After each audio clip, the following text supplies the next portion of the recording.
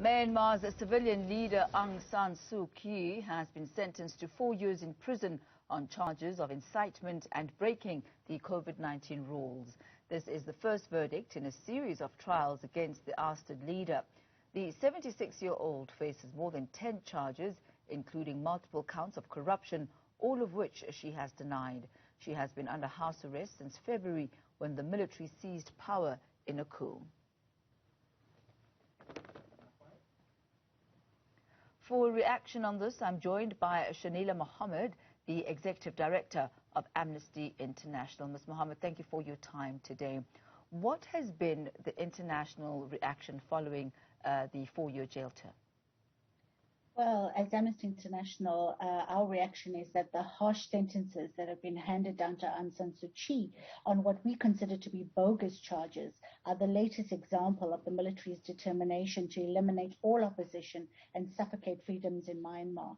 And what we think is that the court's farcical and corrupt decision that was taken by the court is just part of a devastating pattern, Thami, of arbitrary punishment that has seen more than 1,300 people killed and thousands arrested since the military coup in February. So, we are horrified at this and basically are calling for more action from the international community. I mean, this is not the first time that a former president has been jailed. The previous president was also jailed on similar charges. Talk to us about this.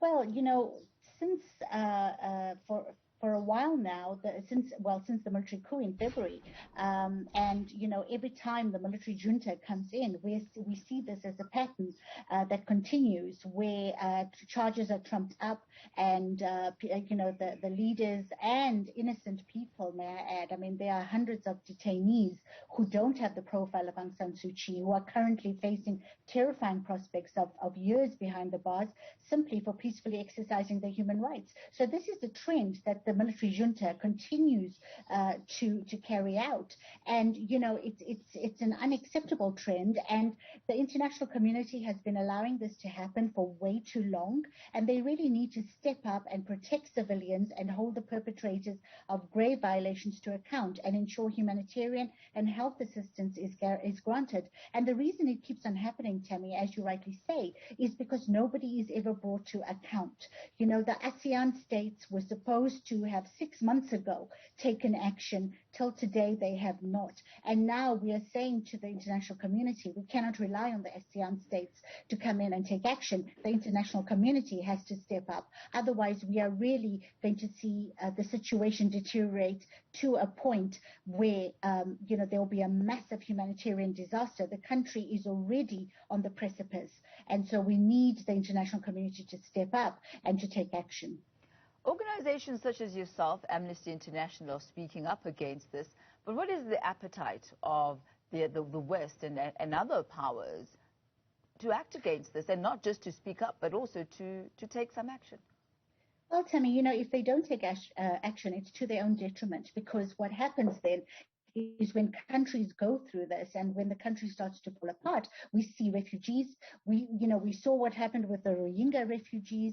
We see what's happening with refugees in our own region, in Southern Africa, in other parts of the world. And when the international community is silent, when a country is starting to fall apart, then they have to bear the brunt of what happens after that.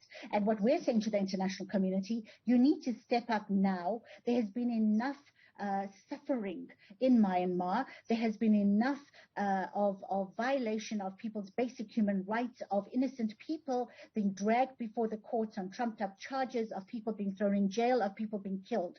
You need to step up and you need to do something. And I think, what is more disturbing is the fact that, the international community is so caught up in what's happening in COVID that I think that issues like this are falling off the agenda. And what we're saying is, the minute they look away, we are going to deal with issues that we are going to be left with to deal with years from now. So it's important that they look at this issue very closely and make sure that, first of all, the ASEAN community, who had committed to taking action, do what they said they were going to do. And if not, then they step in.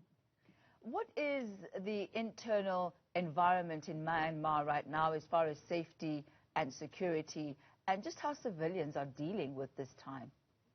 Well, Tammy, the internal environment is alarming. The situation in Myanmar today is really bad. And, what we're seeing, not only are we seeing violations of people's basic human rights, but we're seeing a humanitarian crisis developing. The economy is on the precipice. There are massive food shortages. There are no health facilities, and many people are not being allowed to access health facilities. So we are seeing not only a breakdown of the basic sort of human rights when it comes to issues like freedom of expression, freedom of movement, but we are seeing a massive humanitarian crisis that is in the process of becoming huge. And so, the international community is going to have to deal with that as well if they do not step up now. And, the situation or the mood in Myanmar is extremely somber. It's extremely, people are very, very nervous about what is going on. And as you said at the beginning, this is just one of a number of cases that people like Aung San Suu Kyi and many, many, many others are going to be facing. And so there's a lot of nervousness, there's a lot of tension in the country, and added to that, there is a horrible humanitarian situation developing. There are also some reports of medics and those who are working as volunteers being detained by the junta. Can those be verified? What is the humanitarian state for volunteers in Myanmar right now?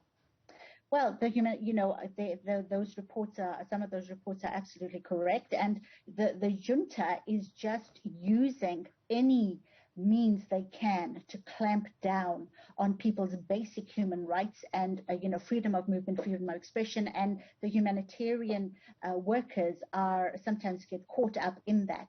And the situation we're facing now is that many people are not being allowed to access humanitarian facilities. So some of the people that the junta is against are not being allowed to access healthcare, they're not being allowed to access food facilities, and so often the humanitarian workers get caught up in that. And we have seen some detentions, but they've also released them after a while. But it is happening. And so the situation, even for humanitarian workers there, is really not safe and is quite unstable. And, at some point, it is going to explode if something doesn't happen soon. The UN Security Council a couple of weeks ago sent out word for the junta to stop the violence. But we have seen that actually has not happened. Instead, we are now seeing, obviously, the continuance of the violence and the verdict in this particular trial. Over and above just the rhetoric and the statements being made by the UN Security Council, what other means do they have at their disposal? Well, the problem that you're facing, Thami, is that, when they do say something, when they do for example, when the ASEAN countries met in April and they decided to take action and they had a whole list of actions that they were going to take against the military junta, the problem is they don't follow that up with action. So what we get is promises, but no follow up. And I think a similar is the case with the international community. And what we're saying is empty promises or threats mean nothing to the military junta. You've got to hurt them. You've got to, attack them where it hurts. And, they've got to now make sure that, that there are actions taken, that whether they are doing, whatever is being decided at an international level to stop the violence, because the more the violence escalates, the more the humanitarian situation will deteriorate, because people are being displaced and they are looking for safety, refuge and humanitarian assistance, that the numbers are going to increase. And so, the international community has got to stop making empty threats, stop, calling on these guys to stop doing what they're doing, because they're not listening. And the time now is for them to take action. The time now is for them to step in, whether it's with the ASEAN community to ask them why they have not done what they were supposed to, or whether it's the international community steps in and takes over the whole situation. But something has to be done. Do you believe that Myanmar can ever be a democracy? They have been described as an aspiring democracy.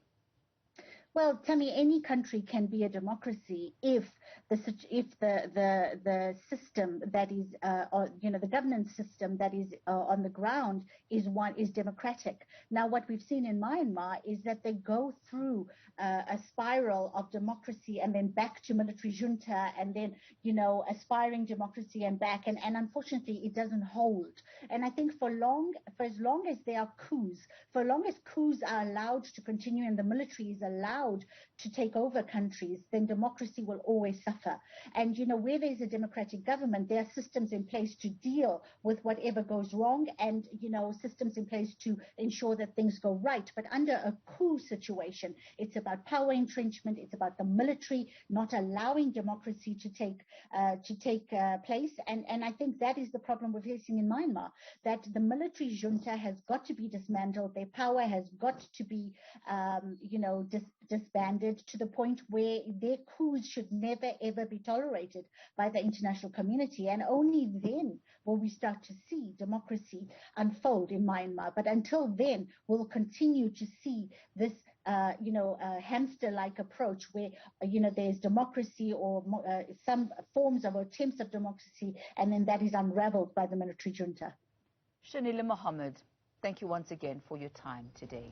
She is the Executive Director of Amnesty International.